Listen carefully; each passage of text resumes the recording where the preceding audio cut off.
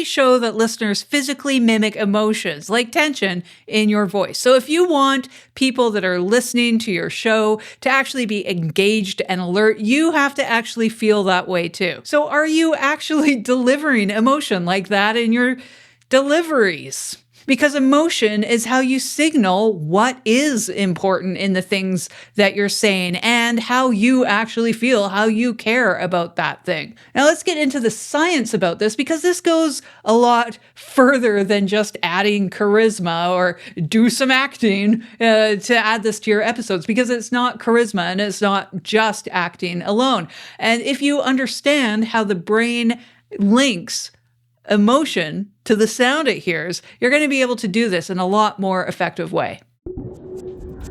So think about that sort of stereotypical NPR voice or a typical news broadcaster. They're flattening the effect of their voice to sound objective or authoritative. Now, think about Aubrey Plaza, who plays April Ludgate in the Parks and Rec series. She plays that character really deadpan, dry, apathetic, with a really flat vocal delivery without pitch or volume or speed change. Now, these things, they might work well for news where you want to be really impartial. You don't want to put your emotion in that intentionally. Or for a character like April Ludgate, being monotone is actually the point of the character. April Ludgate's a really amazing character. But in the realm of podcasts today, that kind of delivery just doesn't work for audiences. If a listener is, say, adding that much emotional context on their own, they might as well read a book or an article or something like that. The reason our human voices prefer more musicality in them, our ears, is to give us context. And that's actually has a name in science. It's called emotional contagion. Specifically, this is related to the auditory mirror neurons in our brains. Now, research has identified an area in those brains that responds specifically to the sounds of actions, and this creates some kind of audio motor link in there. Now, when a listener hears a host speaking with these characteristics, the acoustic characteristics, like they're really angry or they're really excited about something, the speaker, the one delivering the podcast, is tightening their throat muscles, or they're changing the pressure of their breath or their cadence. And the listener, that's you, your own motor cortex in the brain is kind of simulating these physical actions. That's to understand the emotion. And this is called simulation theory. It's why we want to show more than we actually tell in words. Like, I can't really tell you fully how emotionally invested I am in the rise and then the fall of Beanie Babies, or how intrigued I am in the part of wombat physiology that makes their poop cube-shaped. Like, I can't do that believably unless I show you that too, show you with my voice or my physiology. And this is efficient as well, because I can just show you that on the screen or in the microphone. You're going to hear it instead of spelling it all out in words, which would take a lot longer to do. To contrast this, if I was to read really neutral, your mirror neurons, they remain unused. You're not having any emotional feelings from what I'm saying. There's no emotional transfer happening between us. You're just feeling nothing because I'm giving you nothing. I'm projecting nothing from my voice or my face or my physicality. I might be just bored. I'm just kind of over recording this podcast. Now, this also impacts comprehension of yours. So you use what's called prosodic cues. This is the changes in the pitch and the duration and the volume. I'm doing these changes, or a podcast host, somebody better than me is doing this a lot better, to create an information hierarchy of what we're learning. So I'm telling you what's really new or what's not all that important by the way I'm using my voice. So new critical information, we naturally speak slower and we speak louder. We're being really clear about that information because it's new and it's really important and you got to listen. Now, if something's really unimportant and you don't need to care that much about it, I'm going to tell you that through my voice. I'm just going to speak faster, lower, and quieter, right? You probably already knew that. See, that wasn't important. I could even cut that out, but I'm not to, because that's the example. When you take away all of these cues out of your voice by being flat and dry and monotone, you're actually making your content harder for the listener to understand. And then they might be over it and like click away or something like that. So you might worry about being inauthentic sounding, or like you're just really angry and ranting in the microphone or the camera. But what we're aiming to do instead is not that. Like, we want to do what's called deep acting, which is real. Like, we're reflecting on what we're actually feeling about what we're saying, and we're making sure that we communicate that when we're delivering it. So this is not what's called surface acting, which is just kind of pretending. We're pretending to conjure that thing and add it on. So you're actually accessing the feelings that you have, genuine feelings about your topic, to make sure that the audience understands. So for your episodes and the content itself, the words and the things you're saying is really secondary. The main goal, your primary goal, is the emotional choice that you're making, what comes from your why.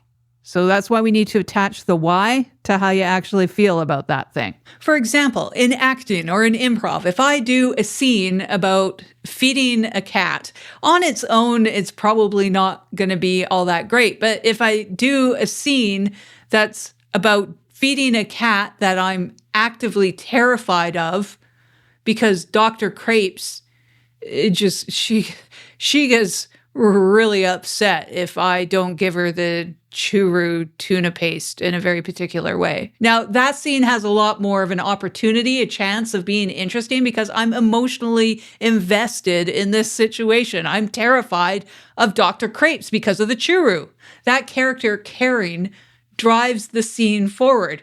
But a character, or you in your episodes, if you're just you're over it, I don't care what happens in the scene. I don't care about Dr. Crepes. I'm just feeding a cat. I'm just delivering facts. Well, that's a lot harder to drive forward. You're just making things a lot more difficult for yourself.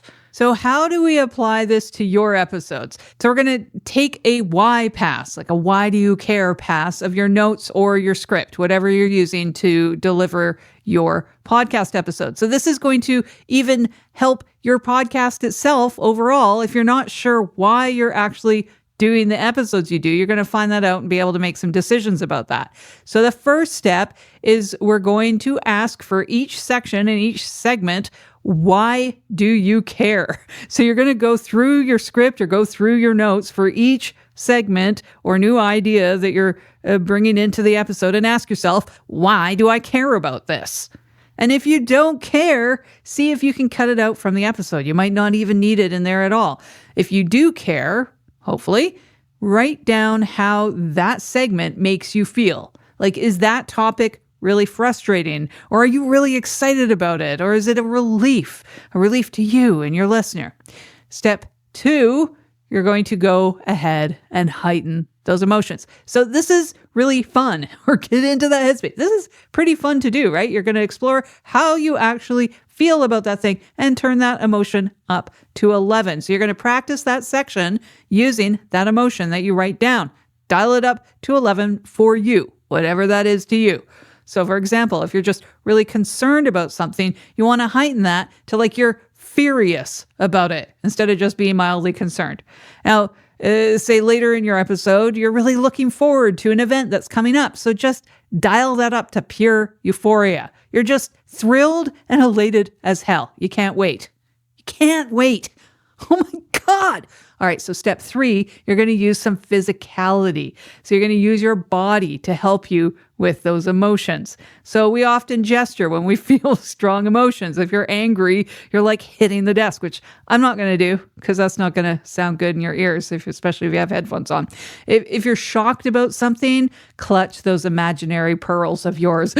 You just can't. So dial it up to 11. Do this read while you're doing those emotions, just pure heightened, with the use, the addition of that physicality. So remember, you're not actually going to record a real episode like this. This is just dialing it up to 11. For your actual episode, you'll bring it back to how you actually genuinely feel about it. But it's going to give you that practice to actually record your feelings and listen to them back. But when you go back to your normal voice to actually do the final take, your actual episode. And you're going to be just using these things internally as you record. And your voice is going to retain some element of those emotions in a really genuine way because you're triggering those mirror neurons in your listener because you are more emotionally engaged with what you're saying. So this neutrality, like the neutral, flat delivery, is where we might just sort of naturally first go to seem really professional or to keep us safe because, vulnerability is vulnerable to put yourself out there emotionally. But your audience, you listening, we all want to know what each other actually thinks, especially when we're learning things and especially with how the internet is going these days. It's a whole bunch of not people like writing and even making videos now.